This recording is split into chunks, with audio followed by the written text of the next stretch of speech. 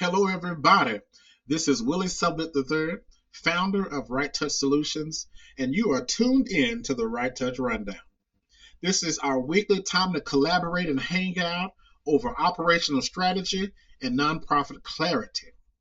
Today, we're starting a brand new series. You know I love me a good 4-part series.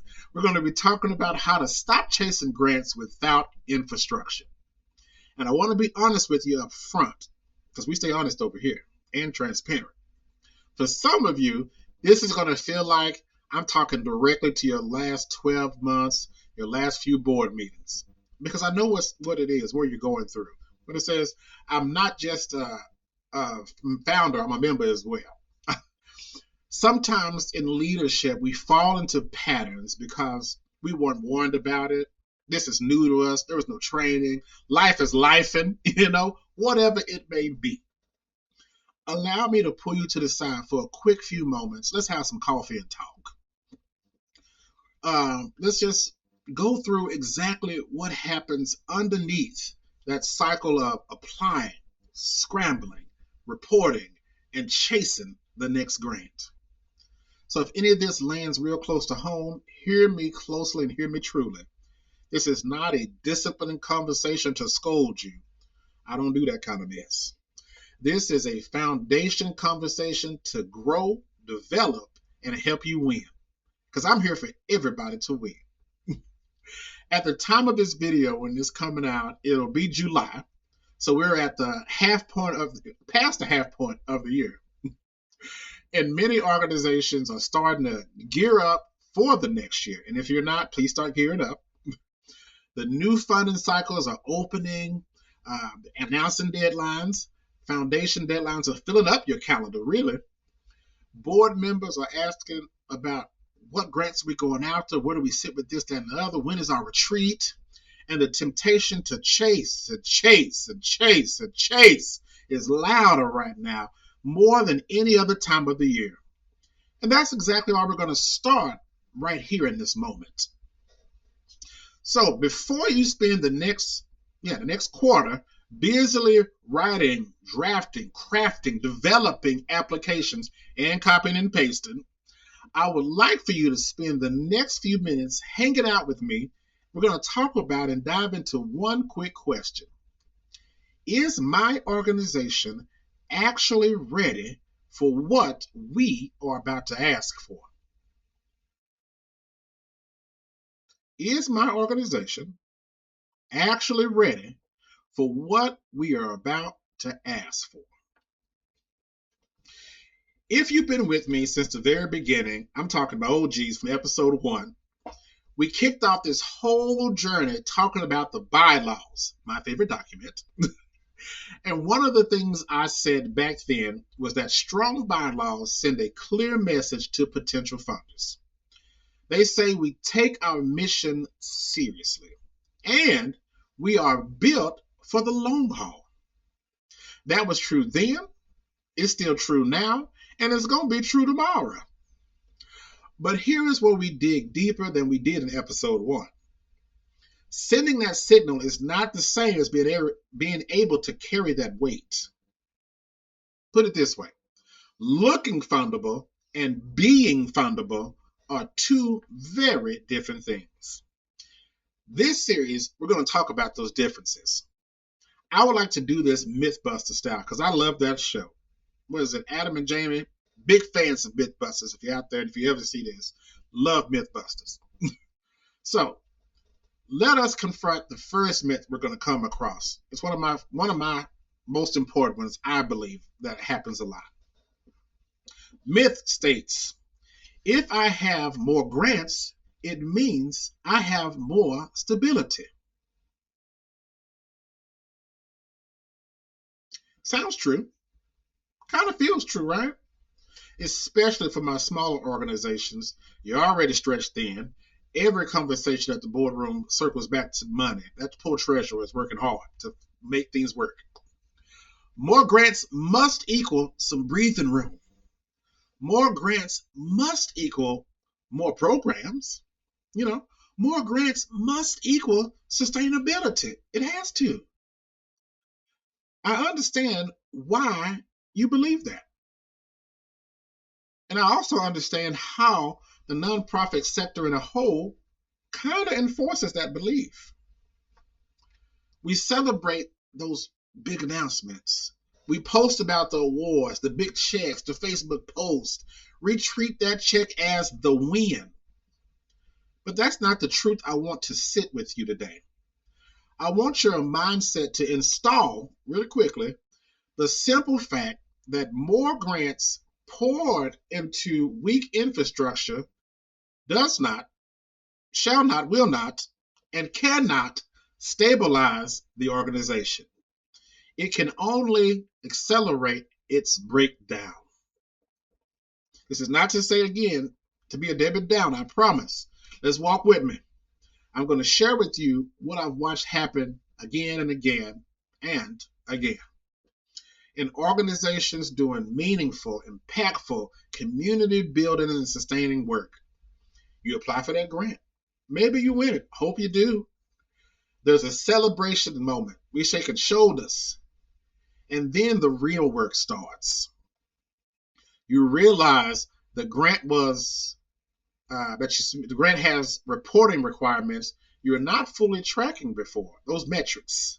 You realize the program scope is bigger than what your team can currently handle, the weight. You realize you don't have the financial controls in place to separate restricted funds from general operating dollars. You also may realize the outcomes the funder wants to see are not the outcomes you're used to talking about when you're talking about your organization. So what do? You want an award. You scramble. You patch things together. You rig it up. You stay up later and later. You ask your staff to wear more hats. You underdeliver in places that were doing wonderful because you've pulled yourself over here. That's quietly hurting your mission. Then you file the report at the last minute, hoping you didn't miss any data, and also hoping the funder doesn't notice. Trust me, the funder notices. You didn't get that renewal the next year. So you start that chase all over again. The cycle has yet begun. Hear me when I say, the cycle is not a sign that you're not working hard enough. You are working hard and harder and harder every year. The nonprofit sector is not for the faint at heart. It's a lot of work. The cycle is a sign that the grant was poured into a foundation that was not yet built to hold its weight.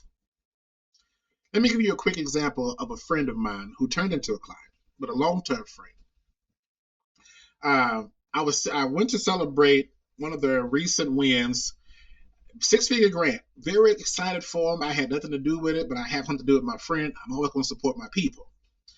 And I came dressed to impress, as you know, and a time was had. Shoulders were shaking. A real celebration. The emails that came to me were just so beautiful. They were announcing what was going on, what the grant was going to be doing, how they already are working, giving the board, the staff, the volunteers their flowers and applauding them. Baby, a time was had. And I just was so excited to be part of the mix. A few months go down the way, and I'm struggling to get a hold of my friend who was the founder. So knowing me, because I felt ignored, and what you're not going to do is ignore Willie Sublet III, heavy on the third. I walked up on her office. And when I busted into her office, as I do, I don't know how to act. I saw that my friend was not in a good place. I said, "Why are you in this dark room looking like the Cynthia doll from Rugrats? What is going on?" After a few moments, just quiet, she stated, "I am exhausted." In that moment, I immediately leveled up my friend hat, put on my consultant hat, and we closed that door. We finna get down to the business. She said, "This grant is going to be the death of me." So I said, walk me through what's going on. She walked me through and told me where things actually stood. Because we all know what's on Facebook is not always what's true. The grant required quarterly reporting on outcomes her organization had never tracked before, didn't know how to track. The restricted funding accounting was more than her bookkeeper, who was her cousin, was set up to manage because they didn't know how to do it. The program scale doubled her staff's load literally overnight. She was, like she said, exhausted. The team was stretched, and she was quietly terrified that all the work her and the team has done to get this funder is about to go by the wayside. In that moment, she said something that still sticks with me, and I use it on clients even today. I got a client meeting earlier today. She said, "I do not know how we got here so fast." I want you to hear me clear and hear me true. The grant did not break my friend nor her organization. The grant simply revealed what was not yet built underneath it. The cracks were already there. The funding just put pressure on all those cracks, every single one of them at the same time. And here's the part that matters most. She is not the exception to the rule. She is the rule. Most of the leaders I sit with that come to me are exactly at this moment. I was at this moment when I came to somebody else years ago when I was a nonprofit leader. After the win, in the middle of the wait, asking the same question. How did we get here so fast? That's why this series exists. So that the next leader watching does not have to find me or anyone else from the outside that has that same scramble. Here's what I want you to hear, and I want you to hear it very gently. As my dear friend Dr. Aaron Wilson always says, let me hold your hand, beloved. The grant was never the missing piece. The foundation underneath the grant was. When the infrastructure is not in place, more funding does not bring stability. It brings more pressure, more reporting you cannot meet, more obligations you cannot deliver on. It will bring you more cracks you did not and do not have time to fix the first time around.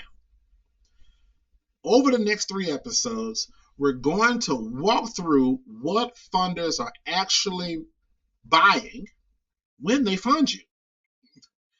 We're going to talk about why building the systems after the money arrives is very dangerous. It's a habit that hurts and hinders nonprofit leadership. We're also going to talk about, at the close of the series, on a posture flip. We're going to flip this thing. This flip will discuss the moment you stop chasing funders and they started pursuing you. Now, it all starts here first, with an honest acknowledgement that, again, the answers were never just more grants. The answer is always structure, always foundation. That lets the grants actually do what they're meant to do.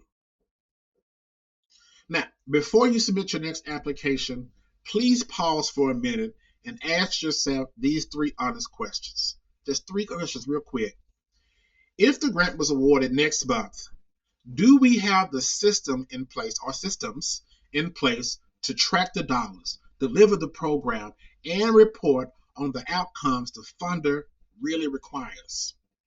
Number 2, are we chasing this grant because it aligns with what we are built to do? Or are we chasing it because the deadline is open? And why not get a few more dollars? Number 3, if we win and cannot deliver well, what will that cost us in the long term? And we're not talking money here. We're talking relationship capital with the funder, with the community, with the next grant, because they talk to each other. I promise you, funders talk to each other. I used to be one. We talk to each other. If those questions are uncomfortable, that is the conversation this series is about to have with you. And I want you to have it with your leaders. All right, friends, let's get on out of here. Thank you for tuning in today for the RightTouch Rundown and for sitting me with a topic that you may not want to hear because it's not easy to hear. If this conversation helped you see your funding strategy differently, share it with somebody else, another leader who is trying to navigate growth and transition or change. Don't you gatekeep. You know we don't do that around here. I will see you next week for the next episode where we're going to ask the question that changes pretty much everything. What are funders actually buying when they fund you? Follow me for more weekly insights. And remember, mission moves best with structure. Talk to you next week, my friends. Have a great one.